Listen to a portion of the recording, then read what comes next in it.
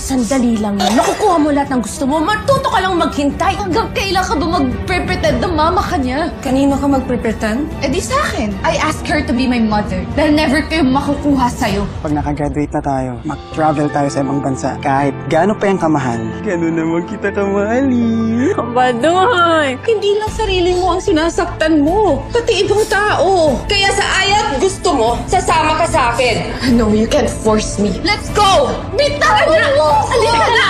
Sana ganito lang lagi. Walang problema, simple lang, walang nasasaktan. Hindi man natin makontrol tong mundong to. Yung mundo nating dalawa, makontrol natin yan. Bakit ganon? Ibang nararamdaman ko. Pinalitan na ako ni Libby at si Divina na yung tinuturing ng nanay. Hindi ka karapat-dapat na maging ina kahit kay Princess. Nagkataon lang na nasa iyo siya ngayon. Pero hindi mo siya makukuha sa akin. Gusto mo subukan? Patunayan mo kung mapapasama sa'yo ang anak mo. Umalis ka na dahil hindi ako sasama sa'yo. Bakit ka ba nagkakaganyan sa akin? Umalis ka na! Pabayaan mo na lang ako kay Mami D! Talaga bang wala ka ng respeto sa akin? Iuwi na kita. Ayoko pang umuwi. Hindi ikaw masusunod ngayon, Libby. Xavier? Please come back to me! What if ikaw magparaya? What if ibigay mo na lang sa kanya si Xavier? Malakas ka, matatag. Si Libby. Libby! Abay mo! Libby! Yan! Dali na! Pareho kayo mahalaga sa akin. Parang anak ko na rin si Libby. Kaya nahihirapan ako. Nakihirapan ako nakikita siyang ganyan. Naiintindihan ko po kayo, Mama. Ang kinakatakot ko lang, kung anong gawin ni Libby sa sarili niya. Napaka-unstable ng bata na yon. Ayoko dumating ang panahon na magsisi tayo. Dahil huli na ang lahat.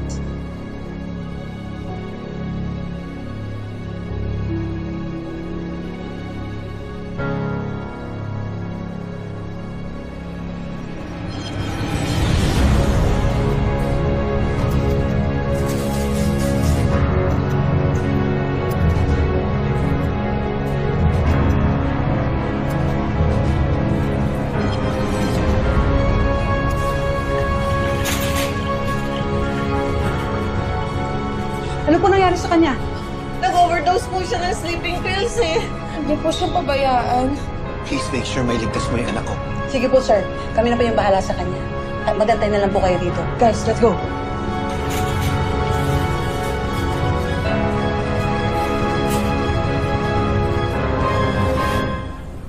Okay, ihahatid ka ni Arnold, ha?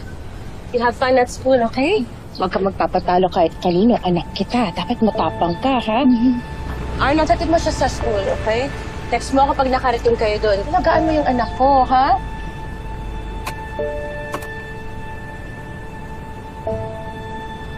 Princess!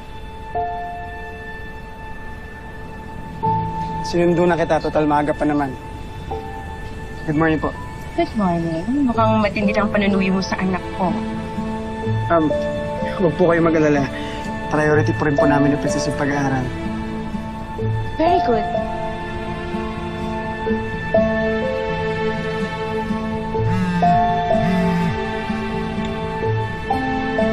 Hello, Sonia.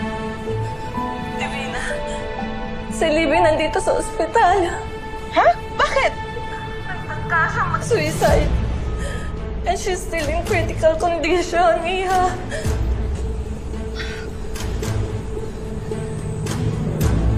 Mama, bakit po? Si Libby. Nagtangka siya magpakamatay. Oh? Kasalanan mo to! Wala sa mga puso ni Libby, kaya siya nagkaganyan dahil sa'yo eh! Kasalanan mo to! Kasalanan niya eh! Kaya siya nagkaganyan dahil sa'yo, pinapaasa mo siya! Pupunta ako ng ospital. Hindi ako magiging okay hanggat alam kong okay siya. Masasama po ako. Sige. Princess, sige, sundan mo na yung mama mo. Tawagan na lang kita mamaya.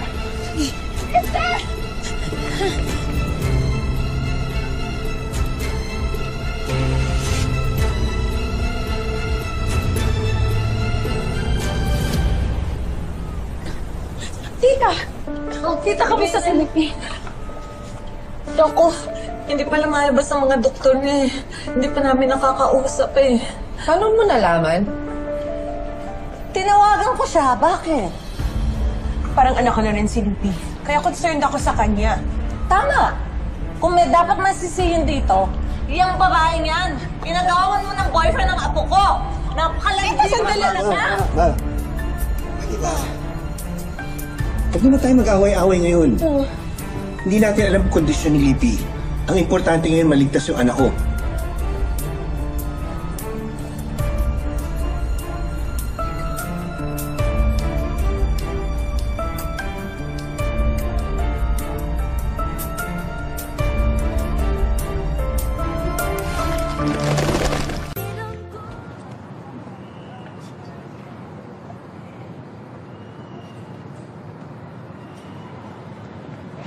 Hindi mo masyado isipin yan, bro, ha?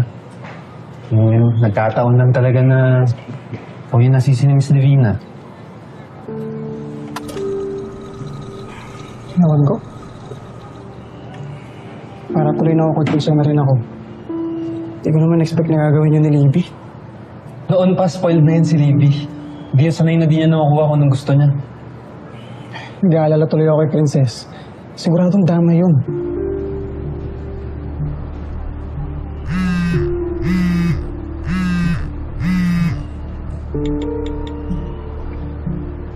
Prinsesa ko. Xavier, Kumusta ang lagay ni Libby? nasa ER pa rin siya eh. Di pa namin alam. Totoo ba nagtangka magpakamatay si Libby? Wala na tayong magagawa, Xavier. Sana lang balagpasan niya to. Sana nga. Kasi ayokong sisihin ka nila, Princess. Wala naman tayong kasalanan, Xavier eh. Wala talaga. Naging honest lang naman tayo sa nararamdaman natin, Princess. Pero, paano nga ba to? Ano na mangyayari sa atin? Princess, walang magbabago. Kahit ano pang mangyari, patuloy lang tayo sa relasyon natin. Hindi tayo magpapagiba. Ipangako mo yan sa akin. Promise.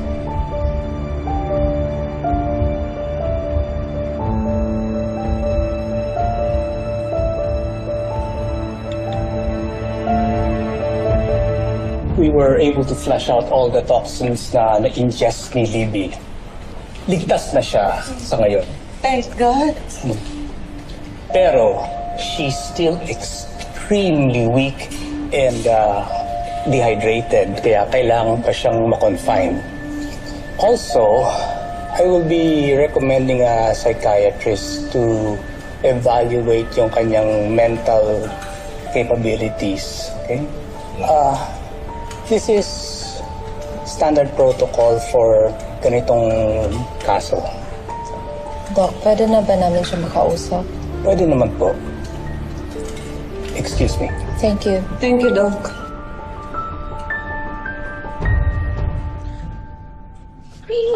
Baby! Apo! Oh my God! I'm so glad you're safe. Salamat, anak. Lumaban ka. Hindi mo kami niiwan. I'm sorry. I'm sorry. Hindi ko sinasadya. I just wanted to go to sleep last night. Kasi ayoko na ma-feel yung pain. I just wanna feel numb, kaya ininom ko yung sleeping pills. One after another, kasi hindi ko na malaya. Ang dami ko na palang nainom. Baby, anak, marami kaming nagmamahal sa'yo. Handang tulungan ka at suportahan. Kayong lahat, huwag niyo ako lokohin dahil kayong lahat, wala kayong magagawa sa sitwasyon ko ngayon. Baby, hindi solusyon ang ginawa mo. Kailangan mo lumaban, anak. Paano ba ako laban? Paano ba ako nalaban kung yung taong sobrang halaga sa akin, yung taong mahal ko? Ayaw na sa akin kahit magmakaawa ako, kahit anong gawin ko. Kasi mas pinili niya si Princess kaysa sa akin eh. Kaya wala na akong laman sa puso niya. Please, maibigay niyo sa akin si Xavier. Balik niyo siya sa akin. Please, kailangan ko siya. back. Mas mabuti pang mamatay na lang ako. Solve the problem. I need you. Baby, nandito kami para sa'yo.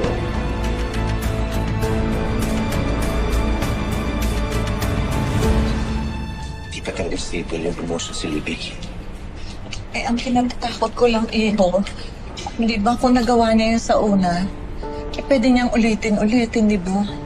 Narinig mo naman yung sinabi ng bata. Mas gugustuhin pa niyang mamatay kesa hindi niya makuha si Xavier. Anong gagawin natin? Hindi naman natin pwedeng pilitin si Xavier. Kilala ko si Libby. Hindi siya titigil hanggat hindi niya nakukuha ang gusto niya. Pero alam ko kung anong makakabuti para sa anak ko. Baka kailangan niya talagang mag-consult sa psychiatrist. Kailangan niya matutunan na tanggapin ang sitwasyon. Mama, Ma'am Charlene, kamusta na po si Libby?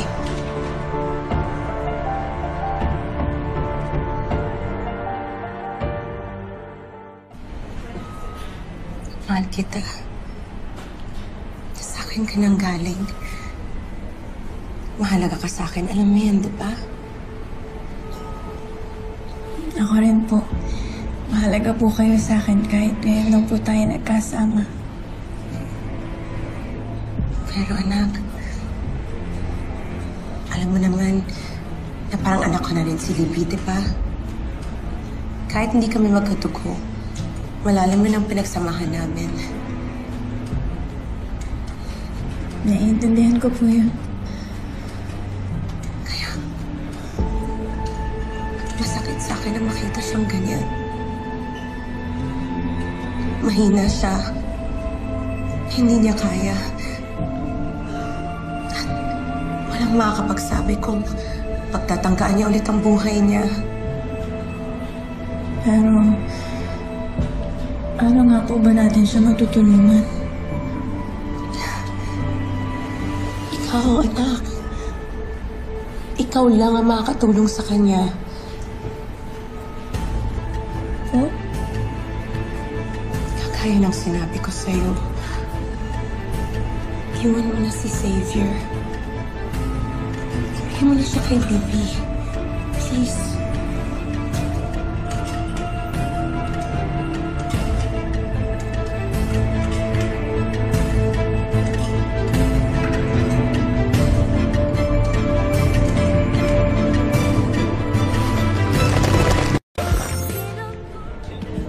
Bro, matagal ko itong pinag-ipunan. Bibigay ko dapat to kay Princess kanina. Kaso yun nga, bigla namin nabalitaan niya nangyari kay Libby. Hindi ka na talaga tinigilan ng Libby na yun, eh, no? Paliw na paliw sa'yo, eh. Pero si Princess na ang mahal ko. Eh, sana nga, hindi maka-apekto sa relasyon nyo yung nangyari kay Libby. Hindi talaga, bro.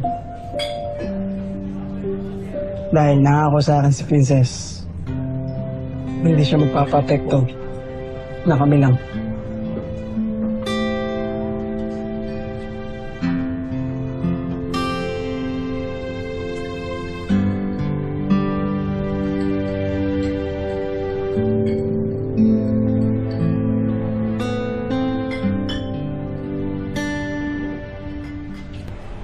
Ma, hindi naman po ganun kadali yun.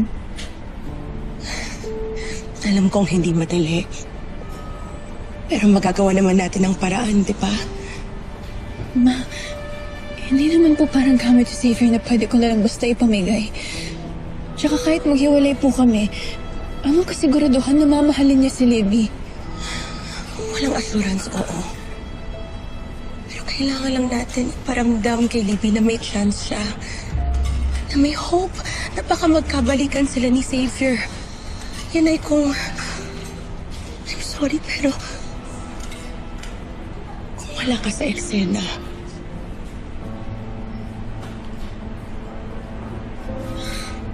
Mahirap naman ang hinihingi niyo. Alam mahirap. Kaya nga nakikiusap ako sa'yo. Please. Hindi ko alam eh. Naawa po ako kay Libby. Ayoko siyang napapahamak. Pero paano naman ako? Kami ni Xavier, nangako po kami sa isa't isa. Naintindihan ko yun, anak. Pero pag-isipan mo, sa'yo mawawala si Xavier, oo. Pero si Libby, ang buhay niya mawawala. Kinabukasan niya, mawawala.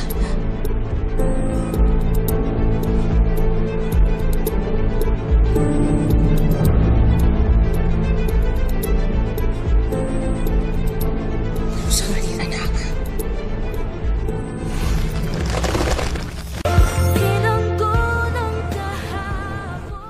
Basta anak. Oh, bakit? Hindi ka ba tinatrato na maayos ng nanay mo? Hindi po, Tay. Namiss ko lang po talaga kayo. Kilala kita, anak. May gumugulo sa isip mo. Sabihin mo na sa akin yung totoo. Ano yan? Tay, Anak. Sige na, sabihin mo na sa tatay. Ano yan?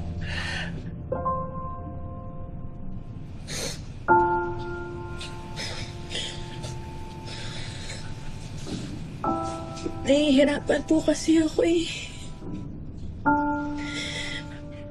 Mahal ko po si Xavier. Masaya ako pag magkasama kami. Pero...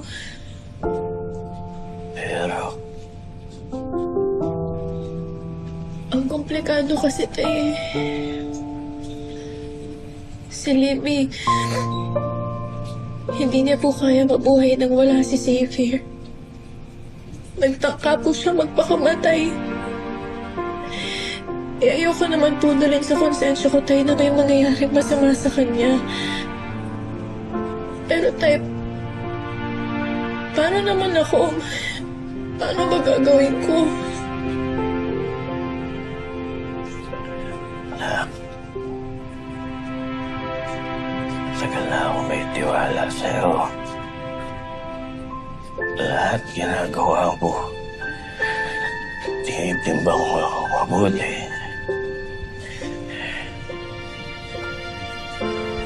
Pero mahirap yung sitwasyon ko ngayon. Puso ang kalaban mo. Puso laban sa isip. Okay lang na. Ang mahalaga yung kaligayahan mo.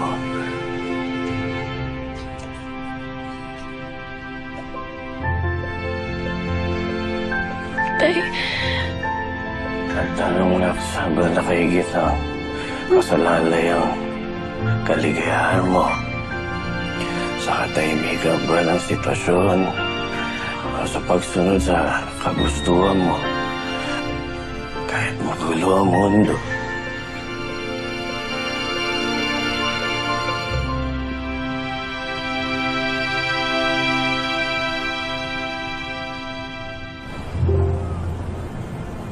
Dinala ko yung paborito mong pagkain, kaya kumain ka, ha? Mami, hindi pagkain yung kailangan ko. Alam mo yan. Kaya nga huwag mong magawa ng paraan, di ba? So, anong sabi ni Princess? Nakonsensya ba siya sa pagpapakamatay ko? Medyo. Pero sa tingin ko kailangan pa niya ng onting push. Mami, ano pa yan? Ang dami ko nang hirap, ha? Nilaklak ko na nga yung sleeping pills kahit na ayaw ko. Ikaw ang gumawa ng plano na yan. Nag-aalala ako sa'yo, pero pinilit mo talaga. Success na yun, diba?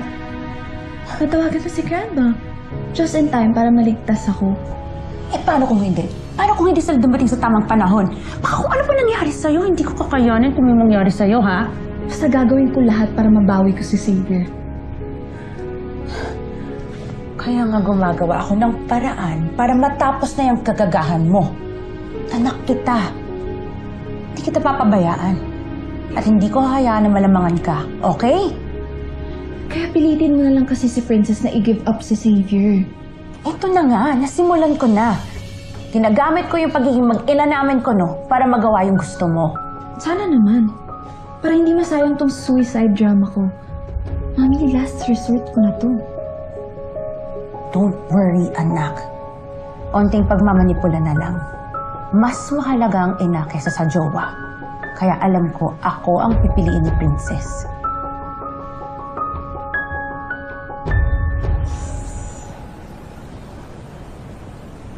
Kosa, sana andito ka ngayon. Hirap ng sitwasyon ko eh. Kailangan ko ng kaibigan. Kailangan kita. Kosa, ba't ganun? Parang ang hirap na maging masaya para sa mga taong katulad natin.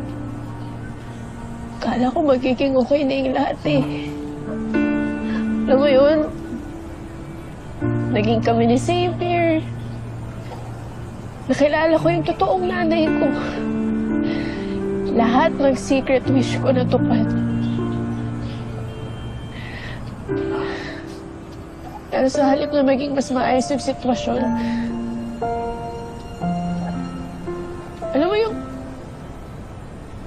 gumano lang yung lahat eh.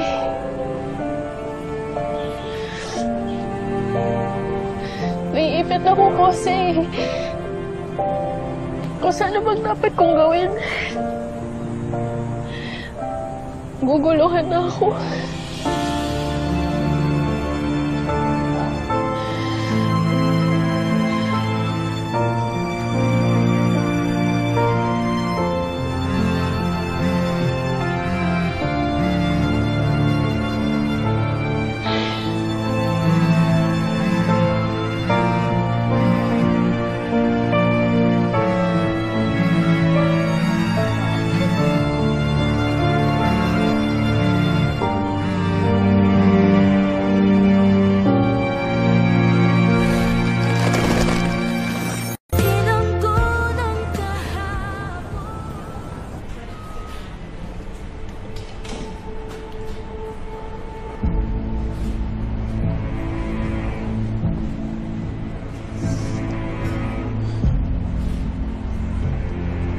Unstable pa rin si Libby. Hindi pa rin niya kaya. Natatakot ako na baka matuluyan na siyang malumpo ng depression niya. Napakabata pa niya, Princess. Napakabata para masira ang buhay niya. Anak.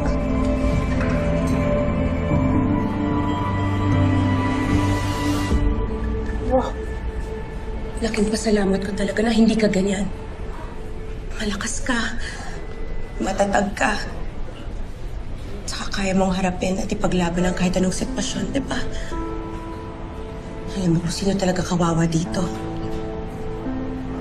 Si Raymond. Si Charlene. Kahit ayoko sa kanya. At si Tita Sonia. Na isang lolang nagmamahal sa apo niya. Napakalaking pagsubok nito para sa pamilya nila.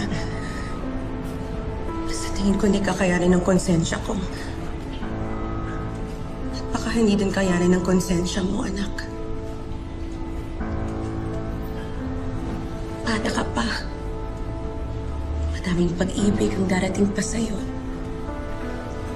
Pero si Libby, paano kung ito lang yung para sa kanya? Anak, ayoko masira ang buhay mo. Ayoko masira ang buhay natin. Kaya please, para sa katahimikan ng lahat. Anak, parang awa mo na. Pakawalan mo na si Xavier. Please.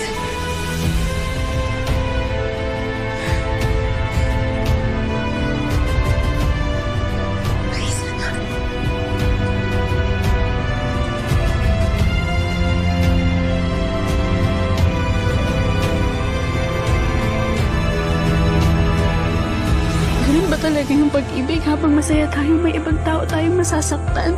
Princess, ano to? Bakit mo sinasabi?